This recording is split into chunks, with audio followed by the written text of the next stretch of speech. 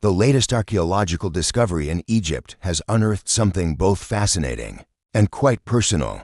Let's delve deeper into the details of this unique find, its significance in understanding ancient Egyptian burial practices, and the story behind the soul houses. The soul house bearing the handprint dates back to around 2055 to 1650 BCE, a time period encompassing several dynasties of the New Kingdom. During this era, Egypt was renowned for its opulence, and the pharaohs lavished great wealth on the construction of magnificent tombs for themselves and their loved ones. According to a press release from the museum, the intricately crafted structure features an open space at the front, where food offerings such as bread, lettuce, or an ox's head could be placed. This detail reflects the central role these objects played in funerary rituals, serving as nourishment for the deceased's spirit in the afterlife. But it was during more extensive examinations as part of the museum's collection that the team noticed the imprint. They uncovered how the unnamed potter would have first created a framework of wooden sticks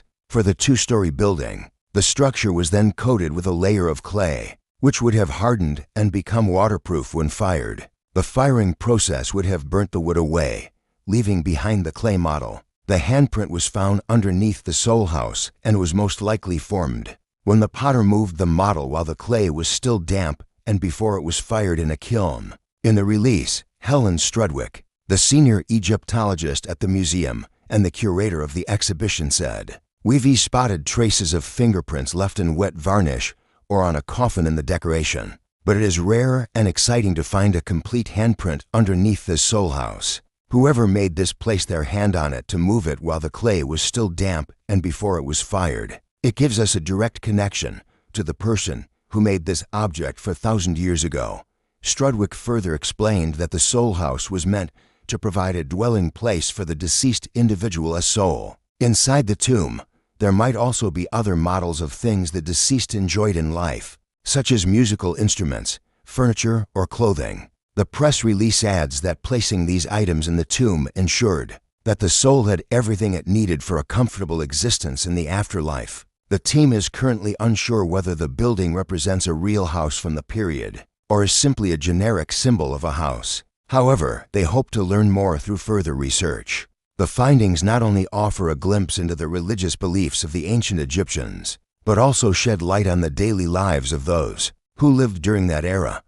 These small clay houses were not only created to be buried with the dead, but were also sometimes placed within temples and sanctuaries. In such cases, they may have been intended as offerings to deities like Ra, the sun god, or Ammon, the king of the gods, or they may have served as simple prayer houses for worshippers seeking a closer connection with the divine. Vast amounts of pottery have survived from the ancient Egyptian period, as ceramics were widely used for both functional objects and decorative pieces. Pottery containing food and drink to sustain the deceased on their journey into the afterlife was placed in the tomb. This practice extended beyond humble earthenware vessels and encompassed more valuable items like stone and metal goblets and plates. In fact, during the late period and into the Roman era, people continued to bury whole kitchens filled with tableware and wine sets, showcasing the enduring importance of providing for the needs of the deceased.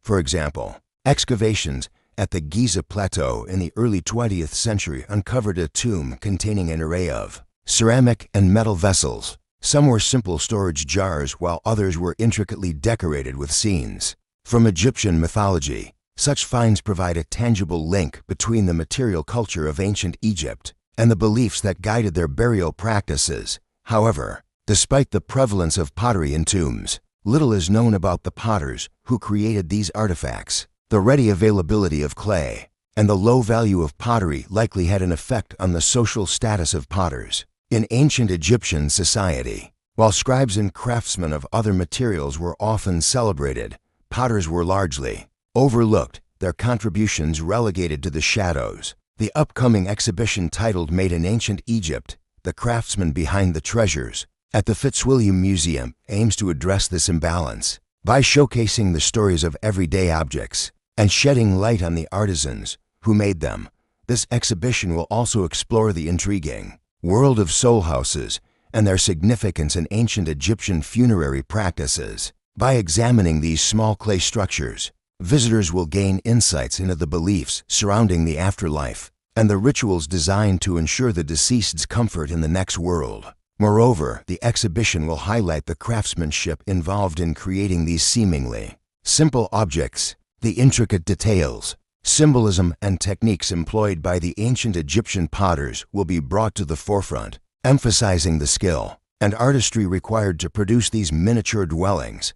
Through this exhibition, the Fitzwilliam Museum seeks to not only educate the public about ancient Egyptian culture, but also to challenge conventional narratives that often overshadow the contributions of ordinary craftsmen. By celebrating the work of potters and other artisans, the museum aims to provide a more comprehensive understanding of ancient Egyptian society, recognizing that the treasures of any civilization are not solely the grand monuments, but also the everyday objects that reflect the ingenuity and creativity of its people. So when you visit the museum this fall, don't miss this chance to learn about one of the most secretive professions in ancient times, one that supplied not only the tombs of the rich and powerful, but also the homes of ordinary folk. Who knows, you might even get the chance to see the faint imprint of a hand from 4,000 years ago, a silent testament to the human touch behind some of the oldest artifacts in human history. Thanks for watching.